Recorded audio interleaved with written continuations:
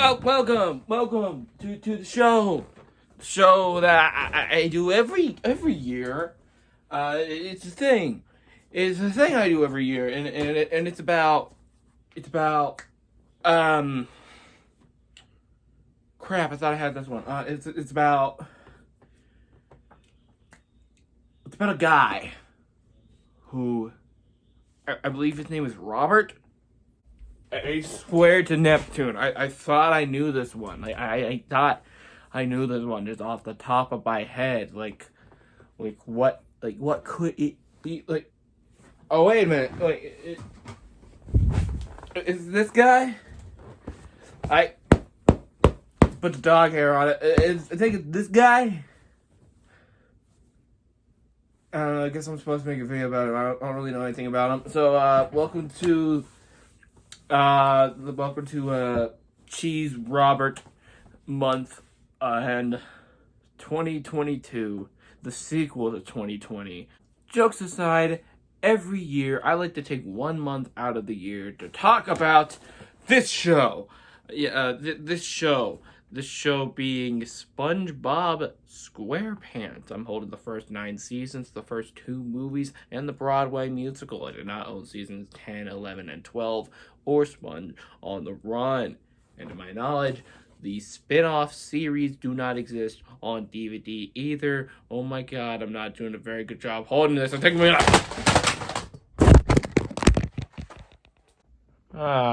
Tartar sauce.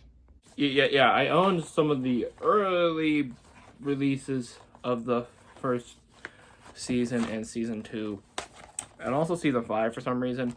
And because I was so young when I got these DVDs specifically, I ended up losing the box sets that they came in because I used them so often. And back then, when I was a little kid, I didn't really pay attention to that type of stuff. So I've contemplated either getting the newer releases with the thinner cases, and just getting the the first 100 episodes releases to replace these, because like just these individual cases, they take up so much shelf space, and that additional shelf space that would mean a whole lot, especially when we get like the first 100 episodes or the next 100 episodes, and like it just saves a lot of shelf space, and like you could sell like these, make some good money, SpongeBob and stuff. What was I talking about? I mean, I was talking about SpongeBob, but what is the focus of this video going to be? Okay, so this is the 4th annual SpongeBob month 2022. This whole thing started off in April of 2019 in order to celebrate the 20th anniversary of SpongeBob. Now, SpongeBob is 23 this year, and for the first time since year 1, it's back in April. Well, because 2020, I decided to push it over to May, because, May was when Sponge on the Run was going to be coming out. Then, when that got delayed to July, I delayed SpongeBob month to July, and then the movie was postponed indefinitely, and nobody knew when it was going to be released, so I just kept SpongeBob month in July.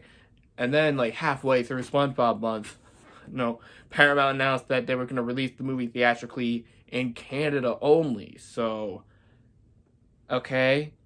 And then they did release the movie that year, but internationally on Netflix in November. And then finally in 2021, they released it here in the West, on Paramount Plus in March.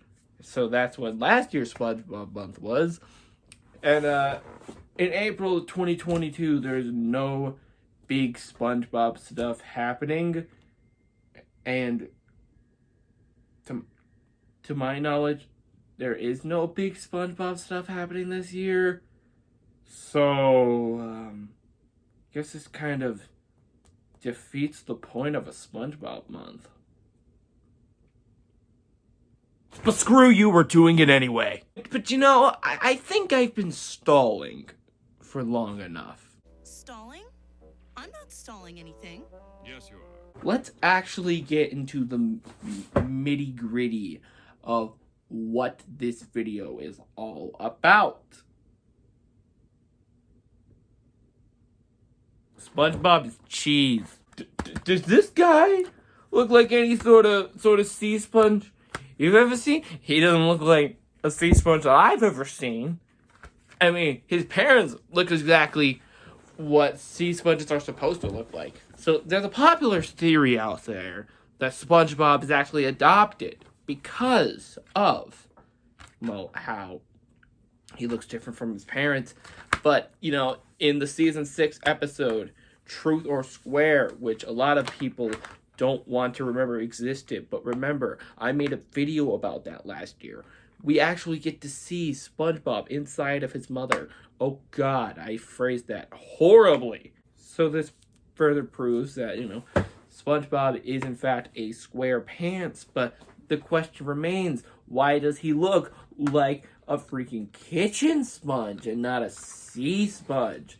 Well, that's because sea sponges don't sell toys. And so, I have come up with the conclusion that SpongeBob SquarePants is actually SpongeBob Cheese Pants.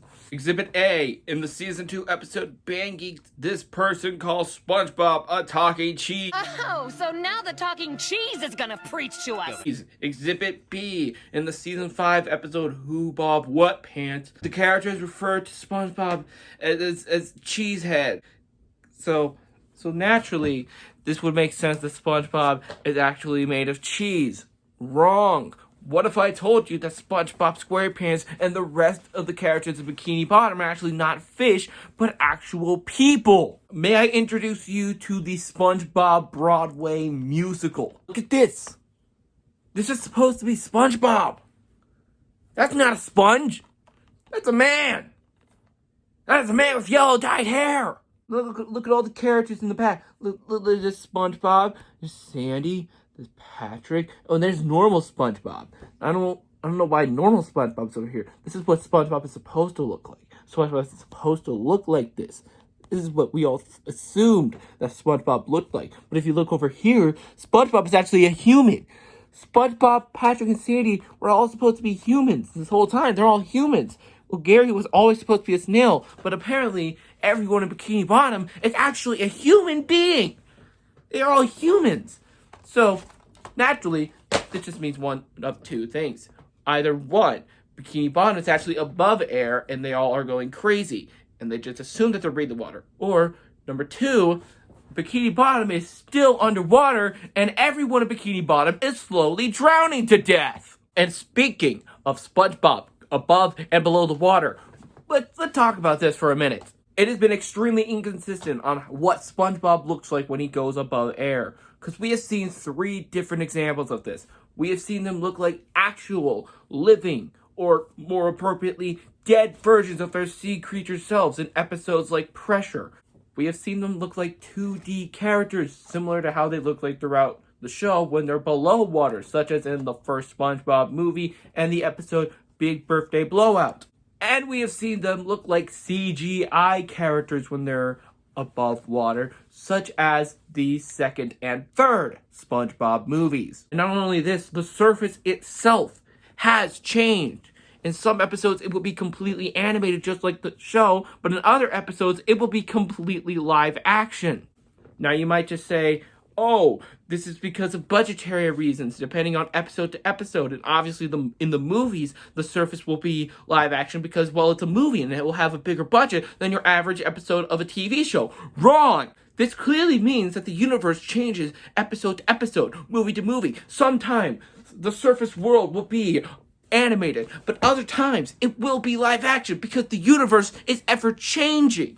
The characters will forever go through these changes to their physical forms, out of their control, out of their consent, living their lives in a nightmare, never knowing whether or not they will be hideously transformed into an animated beast.